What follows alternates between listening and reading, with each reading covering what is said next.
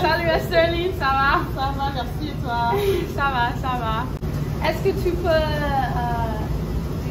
m'expliquer pourquoi est-ce que tu es ici aux États-Unis et ton histoire? Oui, bien sûr, il n'y a pas de souci. Alors, j'ai terminé mes études en France. Donc, j'ai 25 ans aujourd'hui, j'ai terminé mon master management digital et sport. D'accord. Et je me suis toujours dit, après mes études, je voyage pour découvrir un peu ce qu'il y a de l'autre côté de la France, d'échanges culturels, c'est une vraie richesse, donc j'aime bien tout ce qui est la diversité. D'accord. Et c'est surtout pour l'anglais, car en France c'est très important de savoir parler anglais pour trouver du travail par la suite, et en plus par rapport aux autres qui n'ont pas l'anglais.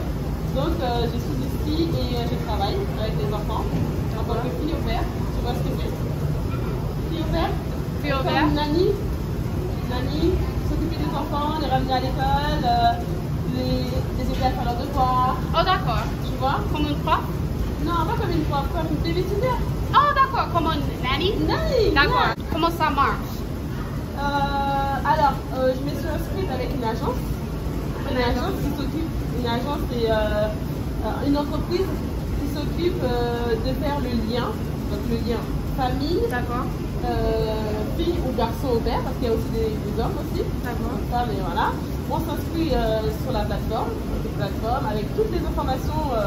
Par exemple, il ne faut pas fumer, il ne faut pas boire d'alcool, tu mets tout ce que tu mets, tous tes critères, même ta religion, ce que tu préfères dans la famille, quelle relation tu veux avec la famille. Si tu veux une relation proche, est-ce que tu veux être intégré dans la famille comme si tu étais une grande sœur pour les enfants, ou est-ce que tu veux que ce soit professionnel, tu peux tout mettre.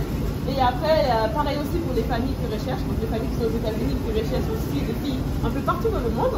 J'ai rencontré des filles ou des garçons au père partout dans le monde, Allemagne, Brésil, Centrafrique, partout.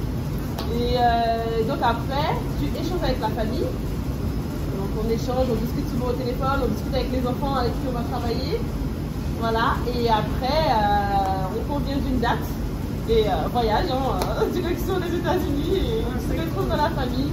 Et voilà. Quelle était une chose, ou peut-être il y a plusieurs choses, qui étaient le plus choqué pour toi? Quand je suis arrivée ici aux États-Unis, quand tu es arrivée? Alors, c'est la conduite. Voilà, la conduite est très différente par rapport à la France, mais vraiment très différente. De voir que les jeunes de 16 ans qui conduisent, en France on peut conduire à 16 ans bien sûr, mais on n'a pas le permis à 16 ans. Il faut attendre d'être majeur et la majorité en France c'est 18 ans. Alors qu'ici aux États-Unis c'est 21 ans. En France on ne voit pas des jeunes avec leur permis conduire. On les voit conduire avec leurs parents ou sinon dans une auto-école. Donc les auto-écoles c'est les entreprises qui aident à passer le permis. Il y en a aussi aux États-Unis. Et donc ça m'a choqué. Tu as dit les rues aussi, n'est-ce pas? Oui, bien sûr, j'allais venir à ça. Donc après, bien sûr, il y a les routes sont larges, beaucoup d'espace, les voitures, les grosses voitures partout un peu, et aussi la manière de conduire par rapport au feu. Le fait de tourner à droite, même si le feu est rouge, en France, ça non, il n'y a pas ça. Il y a beaucoup de choses qui changent par rapport à la France. Nous, il y a beaucoup de règlements. Beaucoup de règles, alors que vous n'existe pas ici. Ici, en France, par exemple, il y a toujours priorité. Tu vois ce que ça veut dire? Priorité à droite. Quand tu conduis, il y a une personne qui vient de ta droite, tu dois le laisser passer. Alors qu'ici, il n'y a pas de priorité à droite. D'accord. Et ce qui m'a le plus choqué, c'est les stops. Les stops? Les stops. Il y a 4 stops. Comment? En France, ici, vous avez 4 stops. Hop, hop, hop, hop. En France, il n'y a pas ça. Quelque chose de positif qui m'a choqué, mais pas choqué, mais très bien pour moi, ou même je trouve que très bien aux États-Unis, c'est la cigarette. En France, on voit beaucoup de personnes qui fument. Alors qu'ici, ça fait 4 mois que je suis arrivée, 4 mois, j'ai vu 3 personnes fumer. 3? Oui, que 3. Que 3. J'ai vu que 3 personnes alors que je sors. En France, il n'y a que ça. Tu es au restaurant, à l'extérieur, sur le oh, l'odeur. Et j'aime bien. C'était bien. Voilà. Mais tu m'as dit qu'il y a plusieurs personnes qui utilisent sais pas le mot en français. Vapes, Juuls, les cigarettes électroniques. Ah oui, ça aussi. Mais ça, c'est ceux qui fument la cigarette normale pour arrêter la cigarette. Oui, Pas mais la cigarette électronique. aussi aux États-Unis, est-ce que tu as vu beaucoup de personnes? Non, pas beaucoup, mais j'en ai vu. J'ai des amis américains et j'en ai vu parmi eux qui fumaient la cigarette électronique, mais c'était que deux. Hein. Non, non. Franchement, là, ici, je vois personne fumer. Est-ce qu'il y a peut-être plusieurs types de nourriture? Tu as essayé ici aux États-Unis que tu ne manges jamais en France? Mac and cheese. Mac and cheese, après, non, je pense que c'est pareil à peu près. Par contre, juste le goût, ça change beaucoup. Le goût? Le goût. Le goût? Ouais. Le goût. Oh, le goût? Ouais. Oui. Bon, good, very good. Le goût, c'est... le goût. Quand tu manges quelque chose de sucré. Oh, d'accord. C'est le goût sucré. C'est un additif ou c'est un nom, c'est une expression? Non, c'est un nom.